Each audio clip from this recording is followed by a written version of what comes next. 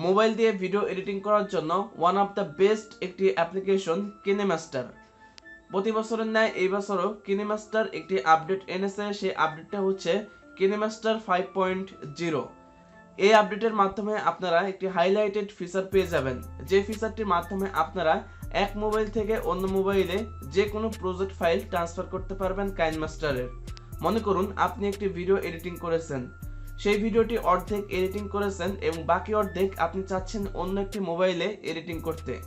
এখন আপনাকে video export না করেই একটি প্রজেক্ট ফাইল তৈরি করতে হবে। সেই প্রজেক্ট ফাইলটি এক্সপোর্ট করেই আপনি অন্য একটি মোবাইলে বাকি অর্ধেক কাজ করতে পারবেন। তো কিভাবে আপনারা প্রজেক্ট ফাইল তৈরি করবেন এবং কিভাবে প্রজেক্ট ফাইল সেভ করতে হয় এই বিষয় সম্পর্কে এই ভিডিওতে আমি আপনাদের সাথে বিস্তারিত আলোচনা করব। তো চলুন আজকের এই ভিডিওটি শুরু করা যাক।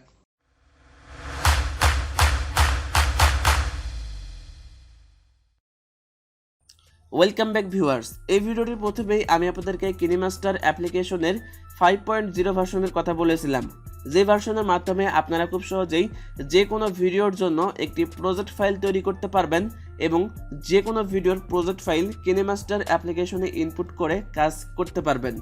তো এখন আসা যাক কিভাবে আপনারা কিনেমাস্টার অ্যাপ্লিকেশনের মাধ্যমে যে কোনো ভিডিওর জন্য একটি প্রজেক্ট ফাইল এক্সপোর্ট করবেন বা তৈরি করবেন। তার জন্য আপনাকে এখান থেকে ক্রিয়েট নাও এই অপশনটির উপর ক্লিক করে অ্যাসপেক্ট রেশিও সিলেক্ট করে নেক্সটে ক্লিক করতে হবে। এরপরে আপনাকে কাঙ্ক্ষিত ভিডিওটি সিলেক্ট করতে হবে এবং সেই ভিডিওর মধ্যে আপনার যে সমস্ত কাজগুলো করার প্রয়োজন সমস্ত কাজগুলো সেরে নিতে হবে। ভিডিওর মধ্যে আপনার কাজগুলো করা শেষ হয়ে গেলে এখন আপনাকে এই ভিডিওটির একটি প্রজেক্ট ফাইল তৈরি করতে হবে। তার জন্য আপনাকে আপনাদের মোবাইলের ব্যাক বাটনে ক্লিক করতে হবে। এরপরে আপনারা রিসেন্ট অপশনে আপনারা যে প্রজেক্ট ফাইলটি সিলেক্ট করেছিলেন সেটা দেখতে পাবেন।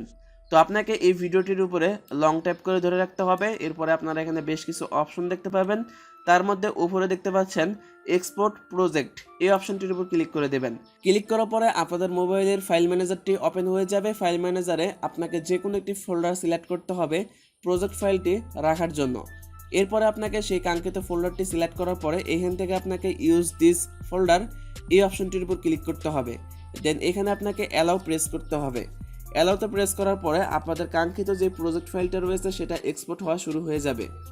ফাইলটা এক্সপোর্ট হয়ে গেলে এখানে আপনারা সাকসেসফুল দেখতে পাবেন। এরপরে ওকেতে প্রেস করবেন। এরপরে আসা যাক কিভাবে আপনারা যে কোনো প্রজেক্ট ফাইলকে ইনপুট করবেন। ইনপুট করার জন্য আবারও ক্রিয়েট নাও এই অপশনটির উপর ক্লিক করে একদম স্ক্রল ডাউন করে নিচে আসতে হবে। নিচে আসার পরে ইম্পোর্ট প্রজেক্ট এই অপশনটির উপর ক্লিক করতে হবে। দেন আপনার কাঙ্ক্ষিত ফোল্ডারটি ওপেন হয়ে যাবে। ফোল্ডার থেকে আপনাকে কিনেমাস্টার অ্যাপ্লিকেশনের প্রজেক্ট ফাইলটি সিলেক্ট করে নিতে হবে। প্রজেক্ট ফাইলটি সিলেক্ট করার পরে সেই প্রজেক্ট ফাইলটি এখানে ইম্পোর্ট হয়ে যাবে। দেখতে পাচ্ছেন আমাদের যে প্রজেক্ট ফাইলটি আমি তৈরি করেছিলাম এবং যেই প্রজেক্ট ফাইলটি ইনপুট করেছিলাম সেটা কিন্তু এখানে চলে এসেছে। অলরাইট ভিউয়ার্স, আমি মনে করি এই ভিডিওটি দেখার পর থেকে আপনারা খুব সহজেই কাইনমাস্টারের একটি প্রজেক্ট ফাইল তৈরি করতে পারবেন এবং যে কোনো প্রজেক্ট ফাইল আপনারা অ্যাড করতে পারবেন কাইনমাস্টার অ্যাপ্লিকেশনের মধ্যে। এই ভিডিওটি যদি ভালো লেগে থাকে তাহলে ভিডিওতে অবশ্যই একটি লাইক দিয়ে দিবেন এবং এই ভিডিওর মধ্যে কোনো অংশ যদি বুঝতে সমস্যা হয় তাহলে নিচে কমেন্ট বক্সে অবশ্যই কমেন্ট করবেন। তাহলে আমি আপনাদেরকে আপনাদের সমস্যার সমাধান দেওয়ার চেষ্টা করব এবং এই ভিডিওটি আপনার বন্ধুদের মাঝে শেয়ার করবেন। ভিডিওটি সম্পূর্ণ দেখার জন্য আপনাকে অসংখ্য ধন্যবাদ। সবাই ভালো থাকুন, সুস্থ থাকুন।